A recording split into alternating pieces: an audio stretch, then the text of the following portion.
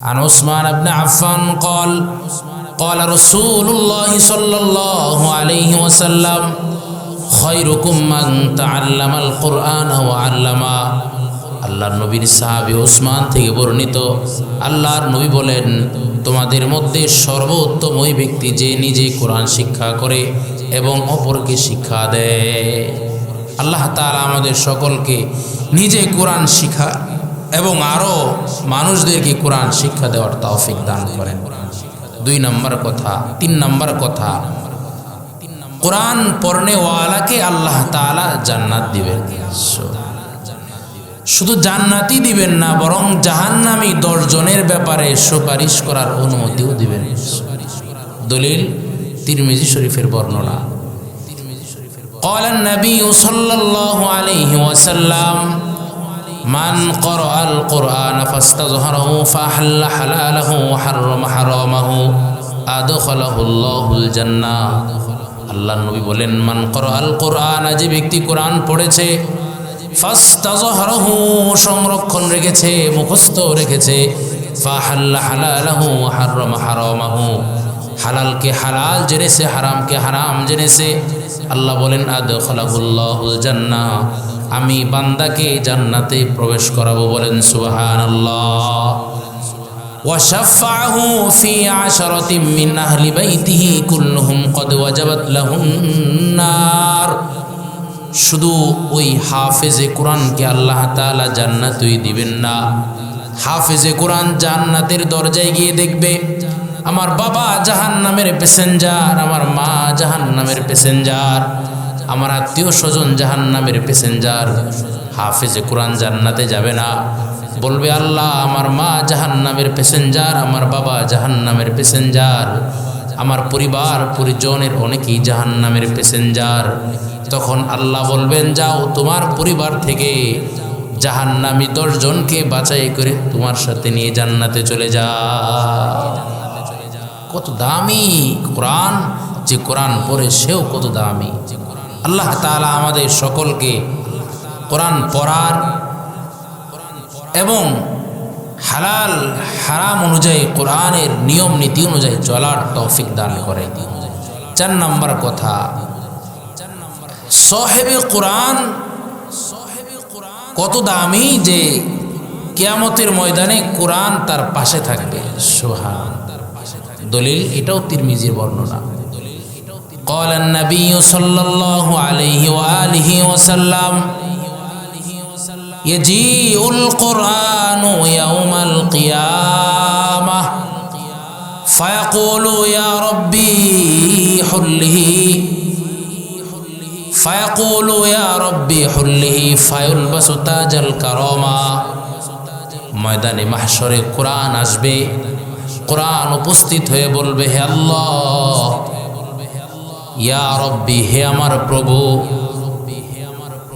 ইয়া রব্বি হুল্লিহি, হে আমার প্রভু আপনি হাফেজে কোরআনকে, অর্থাৎ এই ব্যক্তি আমাকে সংরক্ষণ করেছে, তাকে আপনি অলংকৃত করেন।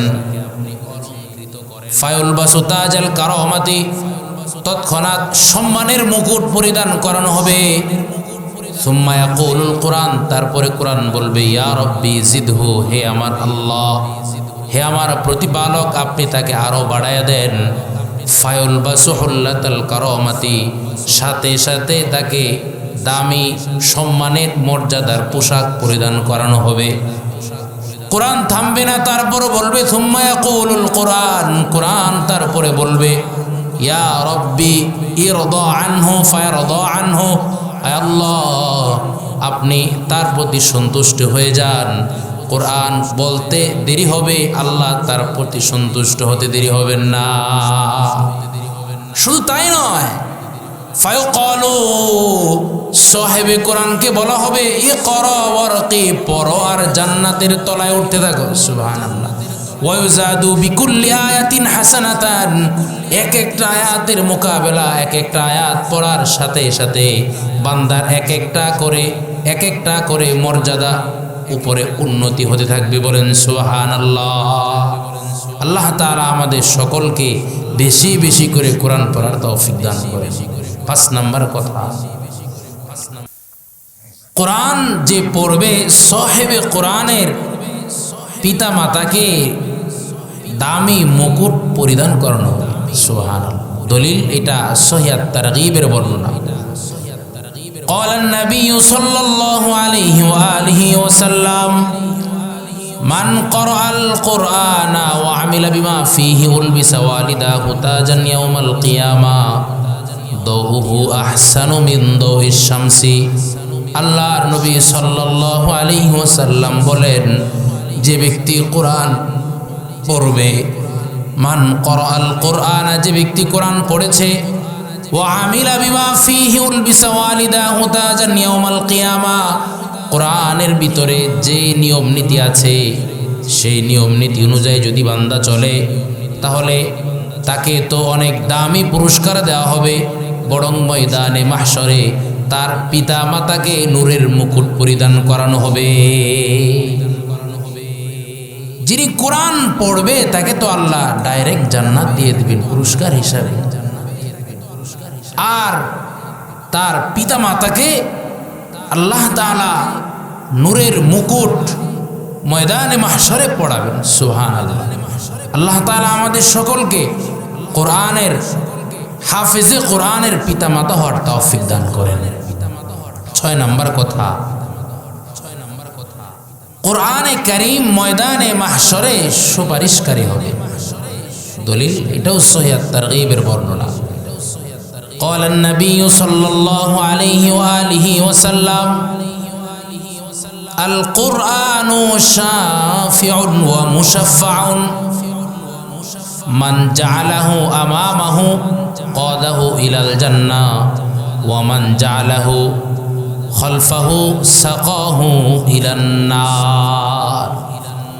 ময়দানে মাহশরে কোরআন সুপারিশকারী হবে। আল কোরআন শাফিউন এবং ওয়া মুশাফফাউন, তার সুপারিশ আল্লাহ গ্রহণ করবেন।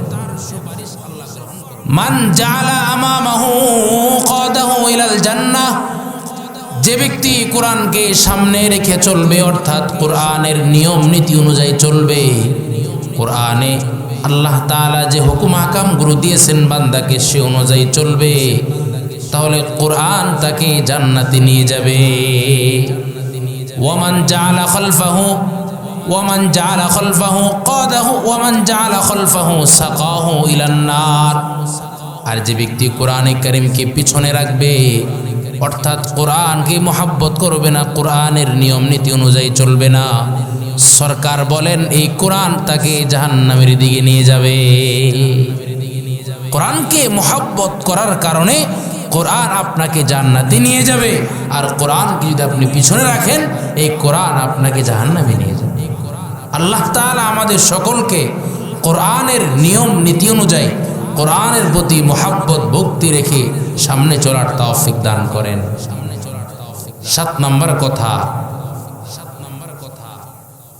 ময়দানে মাহশরে সাহেবে কোরআনকে বলা হবে এক আয়াত পড়ো আরেক এক তালা উপরে ওঠো। সুবহানাল্লাহ। দলিল তিরমিজির বর্ণনা। قال النبي صلى الله عليه وسلم يقال لصاحب القرآن اقرأ وارتقي ورتل كما كنت ترتل في الدنيا فإن منزلك عند آخر آية تقرأها। আল্লাহর পয়গম্বর বলেন, কোরআন সাহেবে কোরআনকে বলা হবে ময়দানে মাহশরে ইকরা ওয়ারতাকি, পড়ো আর বেহেশতের তলায় তলায় উঠতে থাকো। ওয়ারতিল কামা কুনতা তুরতিলু ফিদ দুনিয়া, দুনিয়াতে তুমি যেমনইভাবে ধীরে ধীরে তরতিলের সাথে কোরআন পড়তা, আজও তরতিলের সাথে ধীরে ধীরে কোরআন পড়ো। ফাইন্না মানজিলাকা ইনদা আখিরি আয়াতিন তাকরাউহা, তোমার পঠিত আয়াতের শেষ স্থানটাই হবে তোমার বাসস্থান, অর্থাৎ যেখানে যে থেমে যাইবা। যদি 100 নম্বর আয়াতে যে থেমে যাও তাহলে 100 তালার উপরে তোমার বাড়ি হবে, আর যদি 500 আয়াত পড়ে তুমি থেমে যাও 500 তলায় তোমার বাড়ি হবে। আর যদি পুরা কোরআনটা শোনায়া দাও তাহলে পুরা কোরআনে 6332, মতান্তরে 6666, তাহলে 6666 তালার উপরে তোমার অবস্থান হবে। কোরআন কত দামি জিনিস, কত দামি জিনিস, মহাগ্রন্থ আল কোরআন। তো আপনাদের রওজাতুল আতফাল মাদ্রাসায় কোরআন শিক্ষা দেওয়া হয়, সন্তানদেরকে মাদ্রাসায় দিব তো ইনশাআল্লাহ। কথা কয় না। আল্লাহ তাআলা আমাদের সকলকে, এলাকার সমস্ত ছেলে মেয়েদেরকে কোরআনের বাহক, সাহিবাতুল কোরআন হওয়ার তৌফিক দান করেন। যদি হতে পারি তাহলে ময়দানে মাহশরে সাহেবে কোরআনের মর্যাদাও যেমন হবে, সাহেবে কোরআনের পিতামাতার মর্যাদাও কম হবে না। আল্লাহ তাআলা নূরের মুকুট পরাবেন ইনশাআল্লাহ। মুহতারাম হাজরিন, কোরআন পড়লে আল্লাহর সাথে মোহাব্বত, আল্লাহর সাথে কালেকশন হয়ে যায়। সুবহানাল্লাহ। তারিখের ভিতরে আসছে একটা ছোট্ট ওয়াকিয়া বলতেছি। তারিখের ভিতরে আসছে এক বয়োবৃদ্ধ মানুষ, কোরআন পড়ে নাই, কোরআন শিখতে পারে নাই, মূর্খ মানুষ ছিল। শেষ বয়সে কোরআনের প্রতি মোহাব্বত আসছে, বুঝ আসছে, কোরআনের প্রতি খুব মায়া মোহাব্বত চলে আসছে। উনি হালাল উপার্জন করতেন, হালালভাবে চলতেন, হারাম কখনোই বক্ষণ করতেন না। তো সারাদিন ইনকাম করার পর, আয় রোজগার করার পর রাতের বেলায় আসতেন। বাসায় আসার পর সুন্দর করে গোসল করতেন, ওযু করতেন। সবাই যখন ঘুমিয়ে পড়তো, অন্ধকার নিশিরাত্রে ওই বয়োবৃদ্ধ মানুষটা আল্লাহর কালাম কোরআন হাতে নিয়ে করিডোর বারান্দায় চলে আসতো আর হাত বোলায় বলতো, আয় আল্লাহ, এটা আপনার কথা, এটা আপনার কথা সত্য মানি, তবে আমার মতো কপাল পোড়া তো আপনার কথা কোরআন পড়তে পারে না, আপনার কালামুল্লাহ পড়তে পারে না, আপনার কালামুল্লাহ পড়তে পারে না, কিন্তু আপনার কালামুল্লাহর প্রতি মোহাব্বত আছে, খুব বুঝ চলে আসছে, মায়া মোহাব্বত চলে আসছে। এই জন্যে কোরআনের পৃষ্ঠা উল্টায়, হাত বোলায় আর চোখ দিয়া পানি ফেলে, চোখ দিয়া অশ্রু ঝরে, চোখ দিয়ে অশ্রু ঝরতে থাকে প্রতিদিন। হঠাৎ করে বান্দার মরণ হয়। মরণ হওয়ার পর তাকে যখন কবরস্থানে নিয়ে যাওয়া হলো, কবরস্থ করার পর সাথে সাথেই তার কবর থেকে মেশকে আম্বরের ঘ্রাণ বের হচ্ছে। সুবহানাল্লাহ। এবার সবাই তো অবাক হয়ে গেল, কি আজীব, ওনার কবর থেকে এত সুন্দর ঘ্রাণ বের হওয়ার কারণটা কি? তো এবার এলাকার ইমাম সাহেবের কাছে গেছে, হুজুর, ওনার কবর থেকে এত সুন্দর ঘ্রাণ বের হচ্ছে কেন? এবার তিনি বললেন, ওনার কোনো ভালো আমল ছিল কিনা, এই জন্যই আল্লাহ তাআলা তার কবর থেকে সুঘ্রাণ বের করতেছেন, তার কবর থেকে সুঘ্রাণ বের করতেছেন। এবার তার স্ত্রীকে জিজ্ঞাসা করা হলো, উনি কোনো ভালো কাজ করতো কিনা? কয়, তেমন কোনো ভালো কাজ করতো না, হালাল উপার্জন করতো, হালালভাবে চলতো, হারাম বক্ষণ করতো না।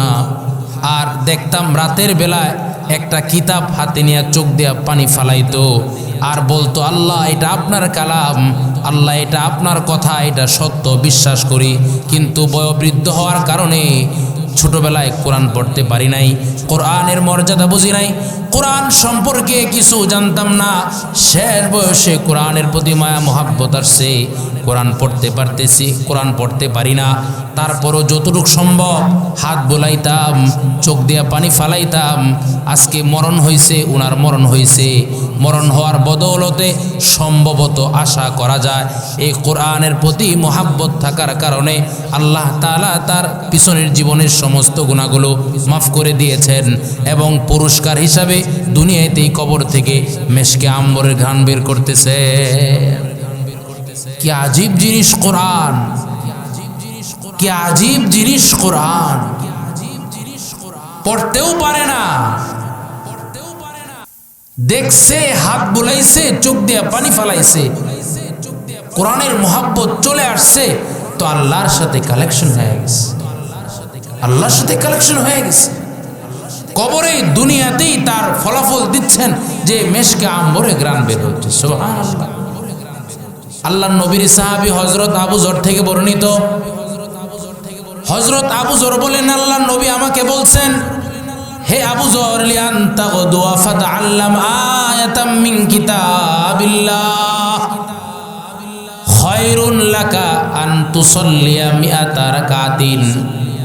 আল্লাহর নবীর সাহাবী আবু যর বলেন, পয়গম্বর আমাকে বলছেন, আবু যর প্রতিদিন সকালে যদি একটা করে আয়াত শিক্ষা করো, একটা করে আয়াত শিক্ষা করো, ফাতাআল্লাম আয়াতাম মিন কিতাবিল্লাহ, কোরআন থেকে একটা আয়াত যদি সুন্দর করে শিখতে পারো, তাহলে মিন আন তুসাল্লিয়া মিআতা রাকাতিন, তোমার জন্য 100 রাকাত নফল পড়ার থেকেও একটা আয়াতে শিক্ষা উত্তম। তো এই রওজাতুল আতফালে ফজরের পরে কোরআন শিখানো হয়। তো আপনি সারাদিন যদি নফল পড়েন 100 রাকাত, আর ছোট ছোট মাসুম বাচ্চারা যদি একটা আয়াত শিখে, আপনার 100 রাকাত নফলের চেয়েও একটা আয়াতের শিক্ষার মর্যাদা আল্লাহর কাছে বেশি। সুবহানাল্লাহ। আল্লাহ তাআলা আমাদের সকলের সন্তানদেরকে রওজাতুল আতফাল মাদ্রাসায় দেওয়ার তৌফিক দান করেন এবং কওমি মাদ্রাসায় পড়ানোর তৌফিক দান করেন। আপনার সন্তানকে যদি আপনি টেকনোলজি পড়ান, আপনি যদি আপনার সন্তানকে সায়েন্স পড়ান, বিজ্ঞান পড়ান, আপনার সন্তান কোরআন পড়তে পারবে না। আমরা যেহেতু মসজিদের ইমাম সাহেব, ঢাকা শহরের অনেকে আয়সা বলে, হুজুর আমার সন্তান বিসিএস ক্যাডার, কিন্তু আব্বা আম্মার জন্য দোয়া করতে পারে না। মার বিদায় হয়েছে, জানাজা পড়াইতে পারে না, বিসিএস ক্যাডার। হায় হায় হায়। তো টেকনোলজির ফলাফল কি এটা? যেই বাবা জন্ম দিল, যেই মা কষ্ট করে পেটে রাখলো, ওই মাকে যদি সুন্দর করে গোসল করে জানাজা না পড়াইতে পারে, এমন সন্তান যে কি লাভ হলো বাপ মা? হ্যাঁ, কথা বলেন, ঠিক না কথা? এমন সন্তান জন্ম দেওয়া চাই যে মার বিদায় হবে, বাবার বিদায় হবে, কবরের পাশে যে জিয়ারতুল কবর হবে, কবর জিয়ারত করবে, হ্যাঁ আব্বা আম্মার জন্য দোয়া করবে, 5 ওয়াক্ত নামাজের পরে বাবা মা যদি দ্বীনি ধর্মীয়ভাবে ভালো নাও হয়, সন্তানের দোয়ার বদৌলতে আল্লাহ চাইলে কবর আযাব মাফ করে দিতেও পারে, ঠিক না? কিন্তু আমরা তো মাদ্রাসায় পড়াইতে চাই না, আমরা তো স্কুলে পড়াই, আমরা তো ভার্সিটিতে পড়াই, বিশ্ববিদ্যালয়ে পড়াই। একজনের সন্তান ডাক্তার হইলে মিষ্টি খাওয়ায়, পর জানো আমার সন্তান MBBS হয়েছে, আছে না? আর যদি কোরআন শেষ করে, আরে 5-6 হাজার টাকা বেতন, চাকরি করব, নিজের সংসারে চলত, ঠিক না? অথচ ময়দানে মাহশরে কোরআনের সাহেবে কোরআনের মর্যাদা তো আল্লাহ জান্নাত দিবেন, পিতা মাতাকেও নূরের মুকুট পরাবেন, এমন নূরের মুকুট যে পুরা দুনিয়াতে যে আলো দেখা যায়, সূর্যের কিরণ, এই সূর্যের আলোর থেকেও ওই নূরের মুকুটের আলো বেশি হবে। সুবহানাল্লাহ।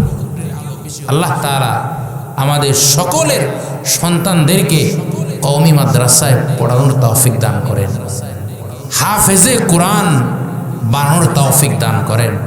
হ্যাঁ, সন্তানকে কওমি মাদ্রাসায় দিয়া যদি বাপ মা স্টার জলসা নিয়ে ব্যস্ত থাকে, ওই সন্তান কোরআন পড়তে পারবে না, ওই সন্তান কোরআন পড়তে পারবে না।